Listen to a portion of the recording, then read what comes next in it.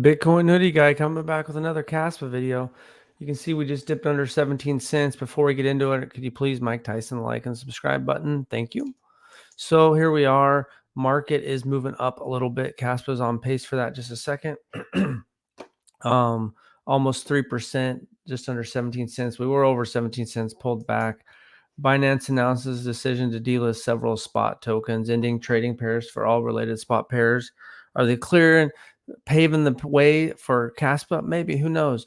Inflation data in July, U.S. inflation fell to 2.9%.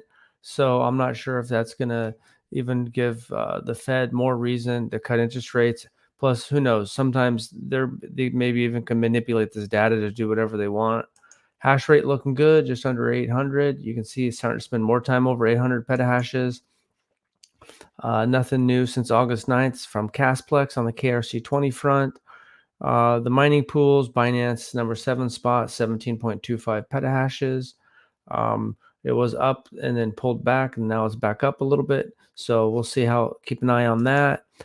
Fifth wallet and seventh wallet, which could be potential exchanges, haven't moved the last 24 hours. Over 407,000 addresses. That's what we like to see. Kaspa's still on the listing roadmap for Kraken, and that's where coming to the gold rush. And this is just by Hiker to MTN, or Hiker to Mountain, I guess, on the Kaspa Reddit page. I put a link in the description. They're just saying, is Kaspa tier 1 exchange listing Ethereum and a possible gold rush? We're on the cusp of our first T1 listing with Kraken, putting Kaspa's on its pre-listing list. The reason it takes so long for Kaspa to be a listing on T1, tier ones is because it's a fair launch, meaning there's no pre-mine or dev coin, so they have to buy the coins on the open market. So once Kaspa lists, once Kraken lists Kaspa, it'll start selling its own stash of Kaspa. It'll have bought Kaspa itself, which its own cash or Tether or BTC, whatever. By definition, that supply is streaming limited, not easily replaced. We are not willing to sell our Kaspa on Kraken or Coinbase, etc. The only way to get more is to buy it on the open market. Do I need to spell this out? Price is set at the margins, which means that the price of a coin is set by the last few that are sold, and the supply is extremely restricted by, say, a fair launch issuance. The price, therefore, the market cap value of our HODLs will be set by the last FOMO buyers or sellers. It's all about supply and demand. When supply is constrained, price discovery happens, and the movement can be violent. If I say I have 10,000, I'm willing to sell at $1 each, and they're bought by someone who wants to buy 100,000 Kaspa, my sell order is filled at $1. What if the next sell order is $3, $5? What if Kraken is completely out of Kaspa to sell, and the only willing sellers at a price of 15?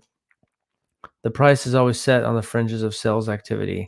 The amount, and this is just this Reddit user's post, and the amount of Kaspa these exchanges can access is extremely low once demand hits. How high? Fuck, I don't know on Twitter, but I'm damned if I know. Okay, he's Moose Tradimus on Twitter, so you can follow him there if you want to engage him more. Coinbase, Binance, Gemini all must buy Kaspa on their own dime in order to list it, and they will. They will also sell out and value Kaspa and surpass anything we've ever seen. My bags are packed. I agree with you in the long run, but short-term Kraken listing will definitely be a local top sell the news event.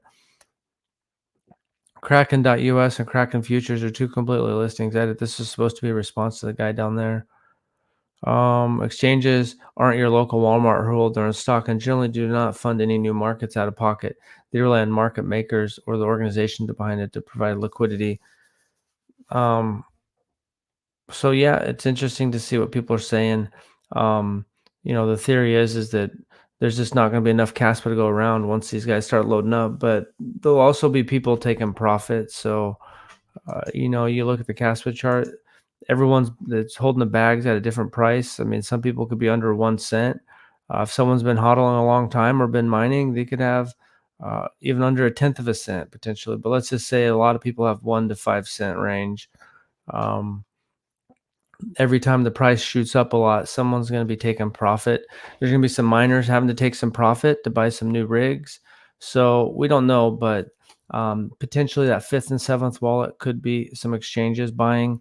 You can see that there's already is some centralized exchanges, and they Bybit, Gate.io, KuCoin, Maxi, and they had to get the liquidity to start making that happen. Bitmart, so all these ones did that, and those guys like Binance and Coinbase have a lot more liquidity.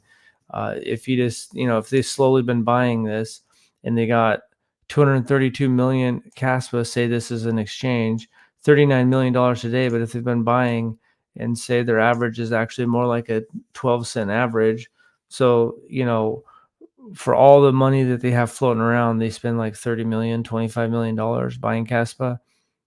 That's not that much in the grand scheme of things if they think they can make money on the trading volume. So hey, Leroy, thanks for tuning in. Morning, Davey. So hard to be patient. Yeah, it is. One thing I like about Kaspa is that they genuinely attempting to be a currency, KII, and also if you listen to the founders talk. Yep. So they're trying to be, and I think Jonathan Saplinski seems like one of his main focuses is ramping up the blocks per second to 10 blocks, 100 blocks per second, make it MEV resistant. Seems like that's one of his main focuses. So we just got to be patient, and that's where this long, boring cycle. And you see, that happened with Bitcoin last time. When you go check out Bitcoin, and at some point the dominoes start to fall. The U.S. inflation data I thought might make the price go up, and maybe it's.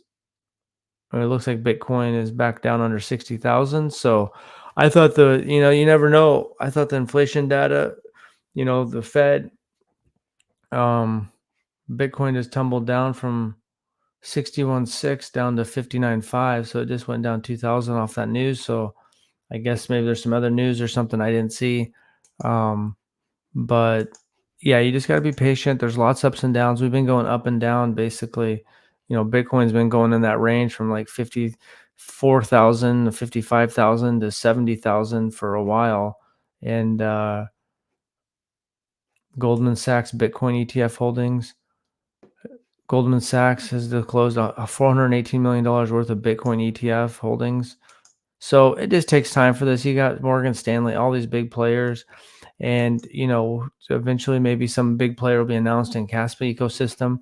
Kaspa doesn't have enough liquidity probably yet for any two big players. But yeah, right when you think the market should be going up, CPI data, then it's going down. So you just don't know. But you just on the short term, daily, trying to predict what it's going to do today or tomorrow.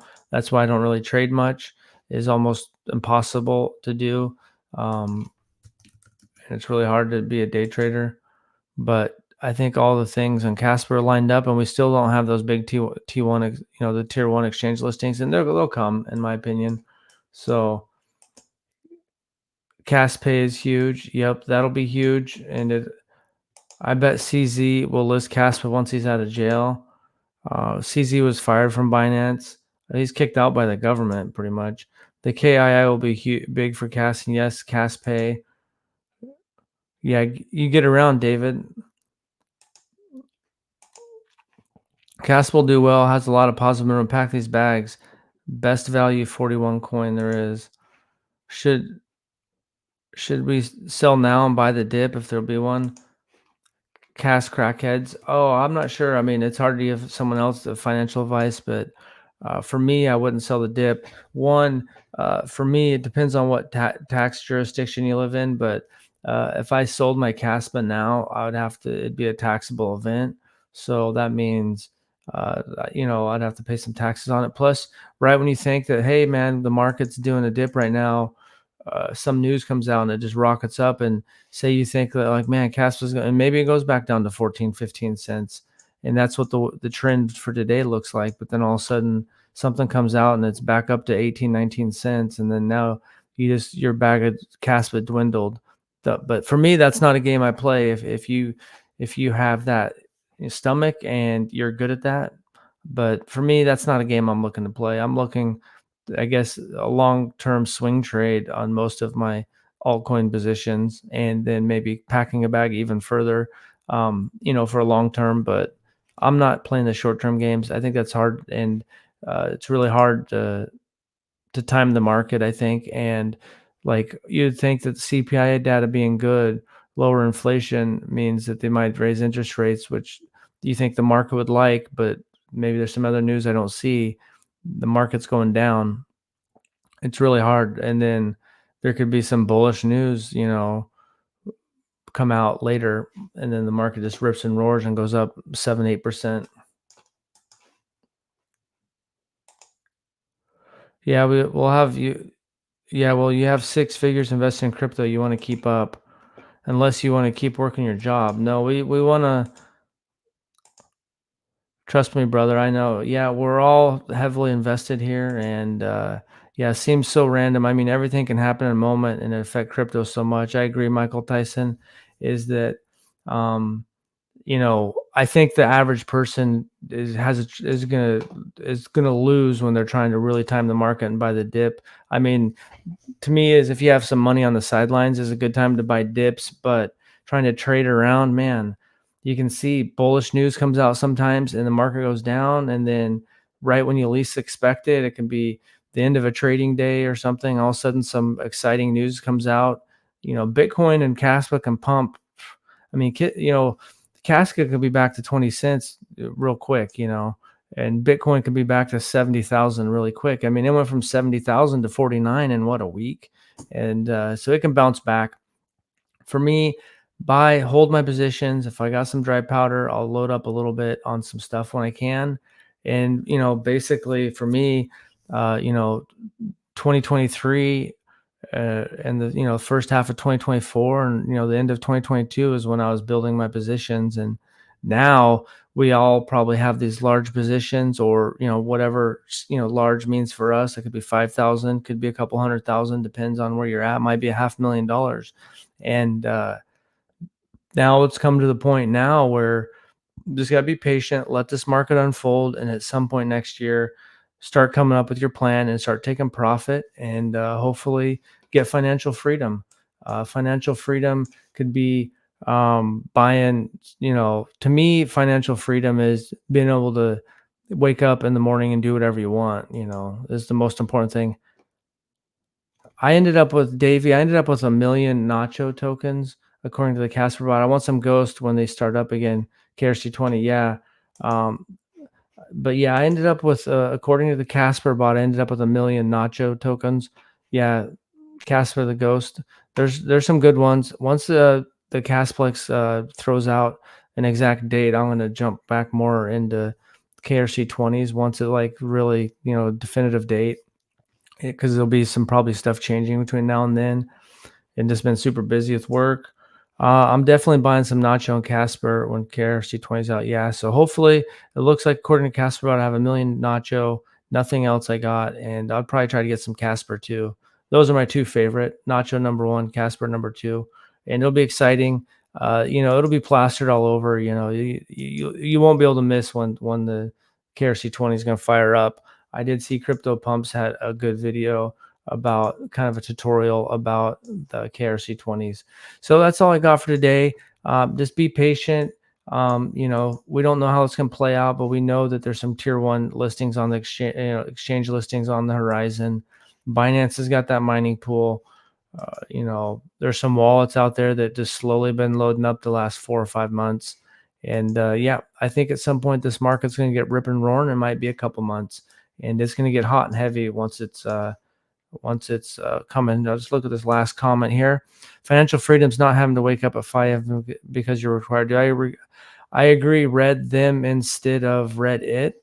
Um, I think the most important thing is, versus buying a luxury car or watches. Um, I'm fine with a car, especially if you think it's a safe car. I think that's the most important thing, is getting something that's safe if you drive much. But I'm not really into watches, but it's cool if people are into that. I know they seem to hold the resale value, but to me, our goal here is, hey man, maybe wherever you live in the world, it can take a different amount of money, but you can wake up and maybe at 5 a.m. you want to go to the gym, but at 5 a.m. you're not having to get on the subway in New York City and going to get at work at 7 a.m. You're not having to go work for someone else at a job that maybe you don't like. I mean, life's short. We don't have very many months. You factor in sleep and eating. We don't have a ton of time. If we're most of us, I don't know how old you are, if you're in your 20s, 30s, feels like maybe we have a lot of guys in our 30s and 40s and maybe 20s, maybe 50s. We don't have a ton of time left. You factor in sleep. So, um, yeah, I think trying to get it to where that's our goal is, and you might still have a job. It might be a labor of love. Maybe you build websites and you kind of do that freelance, or maybe you have a little farm and you grow your own vegetables, or maybe you kind of work part-time at a restaurant or something. You like cooking or something, but you know that in the back of your mind you don't even need that, and you can pick your own schedule. That's the most powerful thing. And you can see, even if you're rich like Musk is, he's got stuff he's really passionate about, but he works 7 days a week. Um, so you can have a lot of money and still not have that financial freedom. It depends on how you set your life up. And to me, that's the most important thing for all of us is you want to spend as much time doing as what you love, whether it's traveling with your friends, family, wife, husband, for people like that. So Mike Tyson, that like button for Robin Givens, well, she really appreciates that. I'm 18 and I have 30K Kaspa. Is that good? I have two jobs uh, to buy more Kaspa. Oh, you're 18. Well, you got more life left than I do. So you're starting early. I wish I would have been investing when I was 18. I had my head too far up my ass to know what was going on with investing. They don't teach us that in school. Investing, understanding how money works, should be the number one thing you're learning in school. How to cook and clean, and I think that's more than learning some history stuff. There should really be teaching you how to live life and and having a peaceful mind too. 30K Caspa is good. Yeah, I mean, I think with Caspa, I think the more this is just my personal opinion, but the more you can get, the better, especially at this price range. I think that here in a couple months or next year is once it really rockets up, then you don't really want to buy. That's when you're looking to try to time to sell. But at 18, man, you're looking pretty good. You're way ahead of where I was at 18. So that's all I got for today. Stay bullish. Let's be patient. I think good things are going to happen. And yep, let's have fun. Thanks for watching.